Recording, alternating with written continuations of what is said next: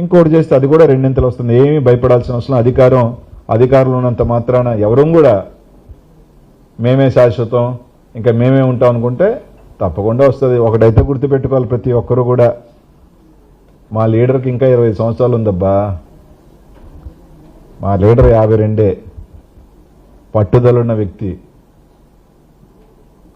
ఒక determined leader. ఈసారి కార్యకర్తల కోసం ఈ రోజున ఏదైతే రాష్ట్రంలో వైఎస్ఆర్ కాంగ్రెస్ పార్టీ కార్యకర్తల కోసమే వాళ్ళ రుణం తీర్చుకునే రోజు తప్పకుండా 3 సంవత్సరాల్లో ఉంది.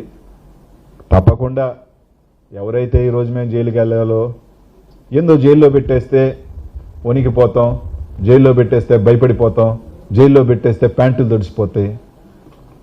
ఎందుకు తడిసిపోతాయి? అమిత్ షా హోమ్ మినిస్టర్, ఆయన జైల్లో లేడా? ఇప్పుడు ముఖ్యమంత్రి లేడా?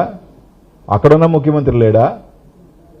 ఏమబ్బా, దానికి భయపడే వాళ్ళు ఎవరు లేరు. రేపటి నుంచి అనిల్ కుమార్ యాదవ్ని నిన్నటి నుంచి హంట్ చేసే పని. ఒకరు పొద్దున్న ఒక ఆయన తీసుకొచ్చి ఎట్టైనా కేసు పెట్టు అని చెప్పి 2 గంటలు కుస్తీ పడ్డాడు. ఎప్పుడో రెడీ అయిపోయి ఉన్నాం. 60, 70, 80, 90 ఏమి ఇబ్బంది పడేవాళ్ళం కాదు. మీరు ఎప్పుడైనా ఎక్కడైనా ఎనీ టైం మేము రెడీ. దానికి ఎక్కడ తగ్గేది లేదు, తగ్గబోయేది లేదు.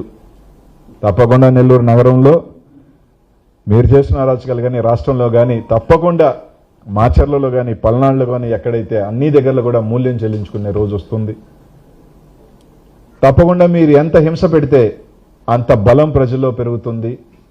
పిన్నెల సోదరులకు కానీ, రామకృష్ణారెడ్డికి కానీ, వాళ్ళకి కూడా తాత్కాలికమైన ఇబ్బందులు పడుతున్నప్పటికీ బంతిని మీరు కింద కొడితే ఎంత పైకి వేగంగా వస్తాడో తప్పకుండా ఆ సోదరులు కూడా మళ్ళీ మాచర్ల నియోజకవర్గంలో జెండా ఎగిరే రోజు తొందరలోనే ఉంది, వస్తారు. అందరికీ కూడా ఒకటే చెప్తా ఉన్నాం, ధైర్యంగా ఉందాం. జగన్మోహన్ రెడ్డి గారి నాయకత్వంలో ఇప్పటికే కార్యకర్తలు ఏ విధంగా రోడ్ల మీదకి వస్తూ ఉన్నారో ధైర్యంగానే చూస్తూ ఉన్నాం. అందుకే కేసుల మీద కేసులు, రౌడీ షీట్ల మీదకి రౌడీ షీట్లు. పీడిఏదో బబ్బాసీన్ అన్న, ఈయన రౌడీ షీటర్ అంటే ఈయనేం రౌడీ షీటరు?